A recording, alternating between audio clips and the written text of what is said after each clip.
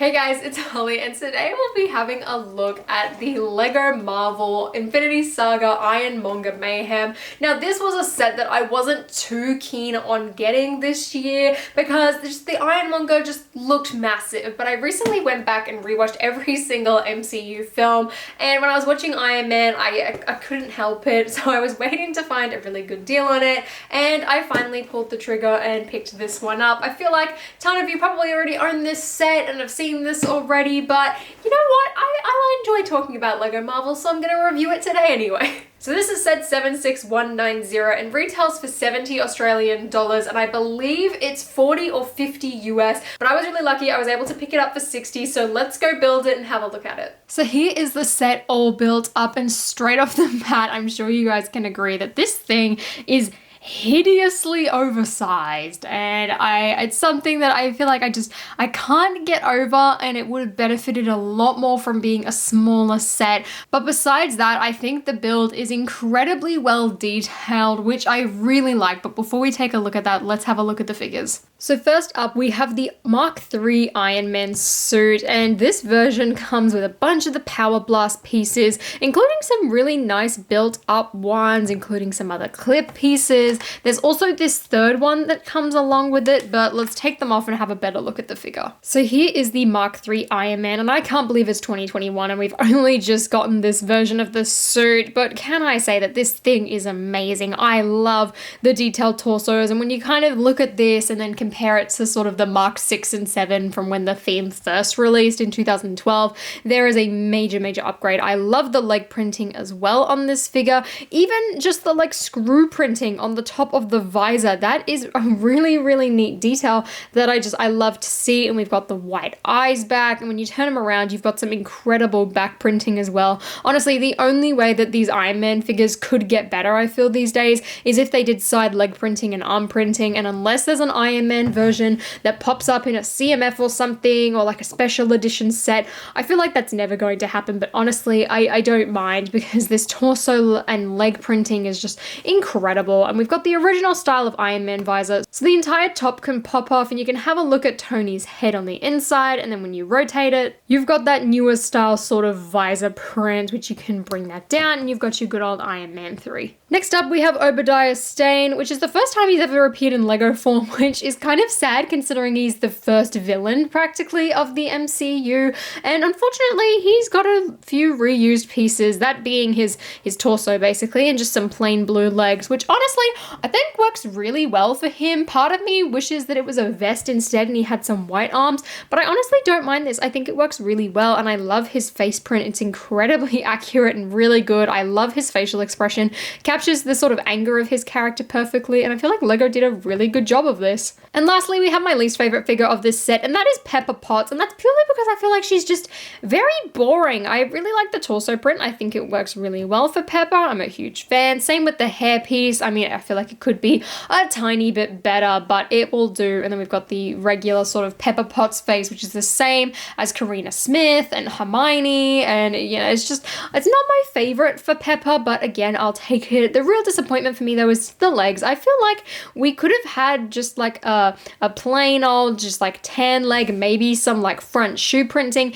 and then have a black skirt, or even a black skirt over these black legs. I would have much preferred that than this sort of like all-in-one suit. It would have just made her seem a bit more interesting, because this version of Peppa just seems really plain otherwise. I even feel like you could swap this out with the Scarlet Witch skirt from Age of Ultron and you'd probably have a much better figure here. So the first things you get in this set are this little side build of a chest, as well as Tony Stark's hair, which I should probably show you now with the Iron Man figure. You can pop that out and just stick it on, and I'm really glad that they went for this version of Tony's hair rather than that sort of spiky one that they've done a couple of times. I think this one works a lot better for the character. But inside this chest, you've sort of got just a bunch of random studs and like flat plates, which sort of works as sort of the ammunition for the Ironmonger suit itself, and it's all kept inside this little black box, which is sealed with one of those minifigure stands, as well as a 1x3 on the top and a little numeric keypad. And then here is the Ironmonger suit, and I feel like taking scale out of it,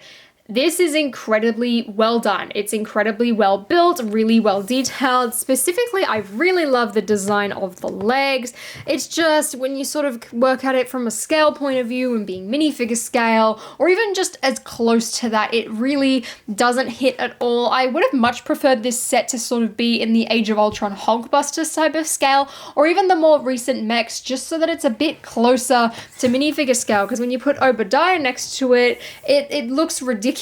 And honestly, this is the size of a lot of sort of Lego buildings. And you'll see when we stick Obadiah sort of in the suit himself, sort of how bad that kind of gets. But in terms of sort of an aesthetic suit and just a looks point of view, again, I think this is really well done. There's also a lot of articulation. His entire body can twist, his legs can move. You can't move these at the joints though, these are fixed joints here. His arms can also move at the shoulder as well as the elbow here, and even move these like little hands here, which unfortunately there's only 4 fingers, which it's kind of odd, but that's all right. And there's also just a lot of moving parts at the back of the mech, and just around the side you've got a lot of sort of ropes and tubes and all of that, and there's just so much detail in this thing. It's insane. Though one thing to note with this mech, or at least when I was building it, is that there's quite a lot that feels sort of flimsy in a way. I don't think it's necessarily too flimsy that you're going to have parts falling off all the time if you're using this for play. It shouldn't be too bad, but it definitely was a bit fiddly just to put together from a building standpoint. I haven't had any issues since I've built the entire set, but that's just something to keep in mind. So starting off at the base of the mech, you have these giant feet. These are incredibly oversized. There's a tiny bit of articulation at the ankle, and you've sort of got these little toes here. But I really like the design of them, and sort of having that bent angle. It means you can sort of make some cool running poses, or even make him walk a bit funny, which I quite enjoyed actually when I was playing around with this set after building it. But again, it just feels incredibly giant, especially if these didn't have that sort of fixed angle joint here. Using some of those plate pieces, I feel like this would just be incredibly ridiculous. I love having these little rods on the side here. I think that looks really good. Even the sticker detailing is quite nice, although these sort of like movable knee pads aren't my favorite, because if they're at the wrong angle, it just sort of looks a bit odd. But besides that, I really love the color scheme used, using a bunch of dark gray, as well as a bit of light gray, gunmetal gray, and even a tiny bit of black, which just feels like it was put in just because, you know, that's the color of the joint. But because it's sort of got that overarching like dark color scheme, I think it works really nice. And even though I would have loved this thing to be entirely gunmetal gray, I can see exactly why Lego didn't do it, and I think it works really well. Moving on up the mech, you can see that there's this sort of really skinny torso part, considering like everything else is sort of giant and really lanky. Like when you put the arm down, it's like further than his knee.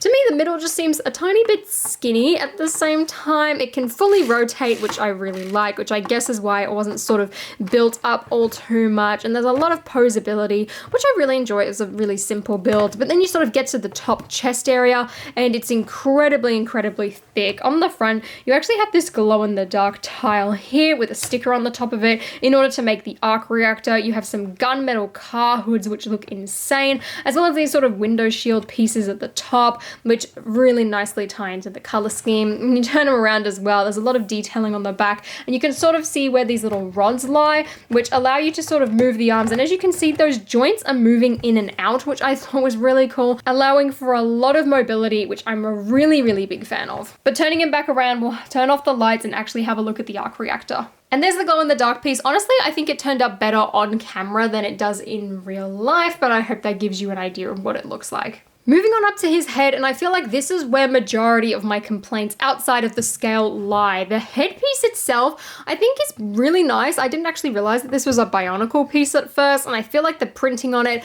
looks incredible, but it's just the whole build for the helmet. As you can see, there is a lot of empty space on the sides. It just feels incredibly incomplete, and I feel like a majority of that comes down to just how big and wide and bulky this entire chest area is. If you lift it up, you can sort of see the console on the inside, side, giving you space to put Obadiah. You also have a control panel. And again, this entire thing just feels giant. I feel like Obadiah should be able to sort of stand in it and be able to operate the mech, but he can't do that because otherwise the sort of head just doesn't fit down, which is quite annoying. So you've actually got to bend his legs and sort of sit him down in there in order to get the head on, and even still you can see him from the side, which I'm not a big fan of. This entire top section just feels really incomplete to me, and I feel like it could have been fixed by making this mech just a tiny bit smaller, or even using a different piece. I feel like you'd have to sort of use a giant dome piece in order to do it, which then again, I feel like the helmet would just be off. I just wish this entire mech was smaller because I feel like this would have solved all of the head's problems, and honestly,